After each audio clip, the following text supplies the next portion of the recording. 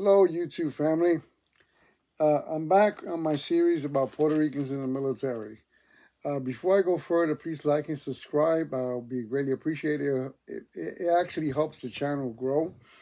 Um, Now, on my first video, I talked about the United States winning the war with Spain and taking possession of Puerto Rico.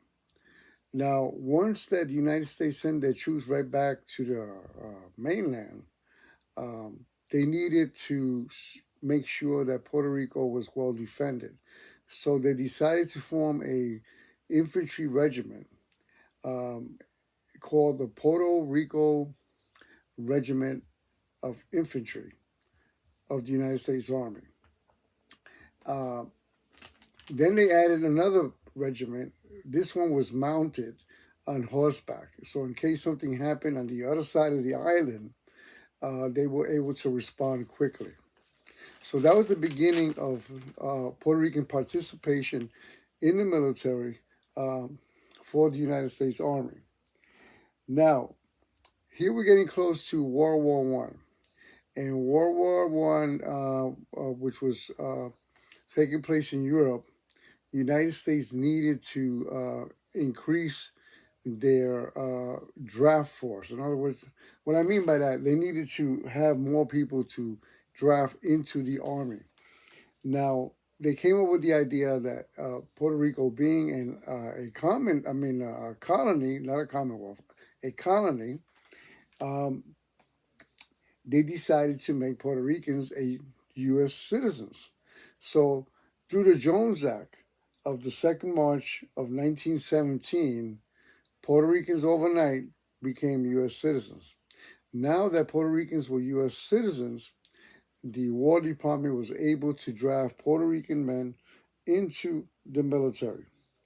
Now, during that time of World War One, approximately 20,000 Puerto Ricans served. They either joined or were drafted. Um, Now, if they didn't make them citizens, they wouldn't be able to draft them. Um, Now, Puerto Ricans may be citizens, but because of racism and Puerto Rico being a colony, they were viewed as second-class citizens. Now, most Puerto Ricans served in non-combat or segregated support units. Now, what do I mean by that?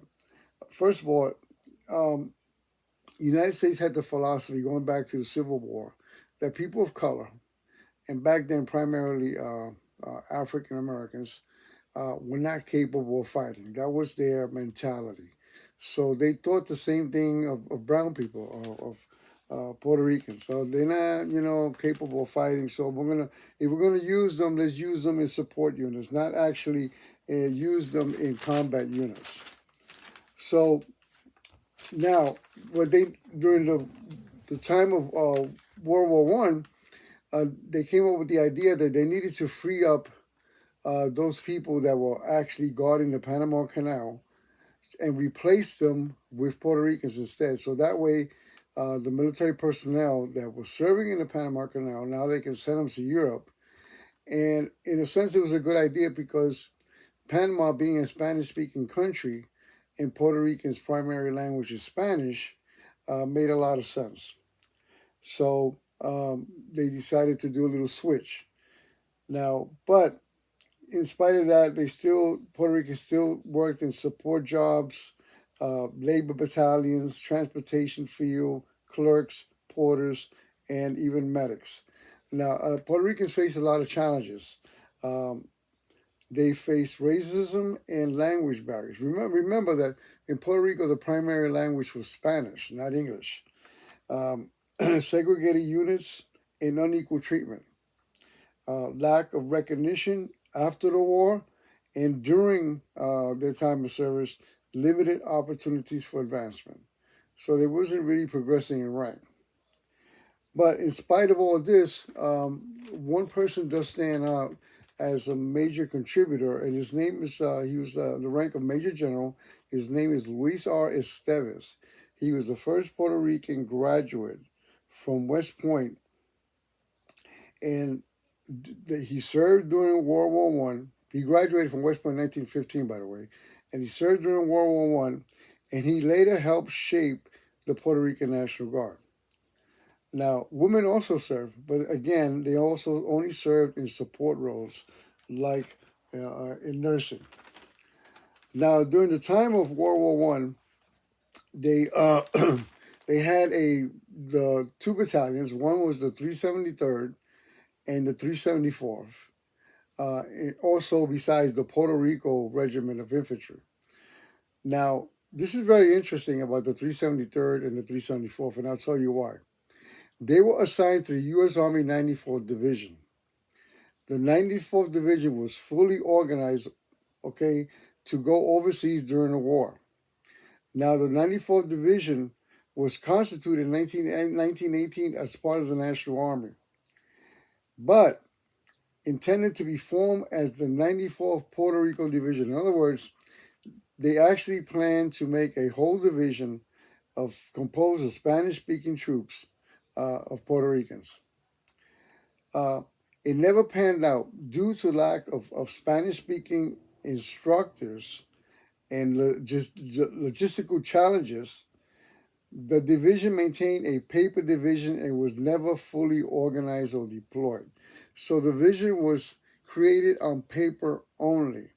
Even though they did have the 373rd and the 374th Infantry Regiments, the division itself was never activated because of the above-mentioned problems. Now, this even gets even more interesting. There was also another regiment called the 375th, which was segregated also and composed primarily of Afro-Puerto Rican soldiers during World War I. Now, the reason I say this is interesting because this is a segregated unit inside a segregated unit. I mean, they got two battalions of Puerto Ricans, which was segregated from the regular army, but mostly white Puerto Ricans, and they decided to make a black Afro-Puerto Rican unit segregated from the other two Puerto Rican battalions, if you understand what I'm trying to say. So that's why I say that it was a segregated unit inside a segregated unit. Oh boy, racism at its fullest, huh?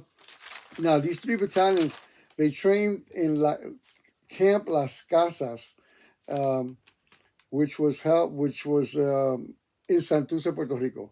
It was a major military installation established in 1904. That was the primary training site for these battalions and also for the Puerto Rico Regiment of Infantry.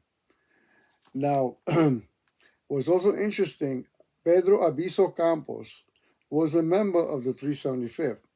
If you know the history of Pedro Albizu Campos, he started the nationalist movement in Puerto Rico, and he was a Harvard grad, very intelligent.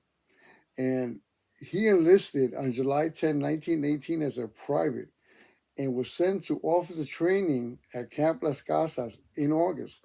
In other words, in just 1 month, they realized that this guy had not only was extremely intelligent, but had leadership capabilities.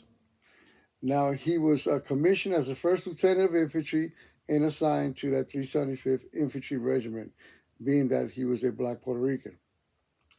Of course, the unit was never deployed. All these three battalions were never deployed and were disbanded after the armistice of November 11, 1918. That's after the war ended. Now, I have two different dates here, and in doing my research, I came up with July 1st, 1920, and also the 14th of September, 1920. Now, the reason these dates are important is because the Puerto Rico Regiment of Infantry of the U.S. Army that I talked about was then redesignated, in other words, renamed, and they were renamed the 65th Infantry. So the 65th Infantry was born on those dates. Now, I did my research, and I came up with two different dates. Which one is the real one, I don't know. But I came up with July 1st, 1920, and 14th September, 1920. Whoever's watching this video, if you know the true date, you can please comment. I gladly appreciate your time. I'll come up with the next video dealing with the Korean War and the 65th participation of that war. Thank you. Like and subscribe, and God bless, folks. Until the next time.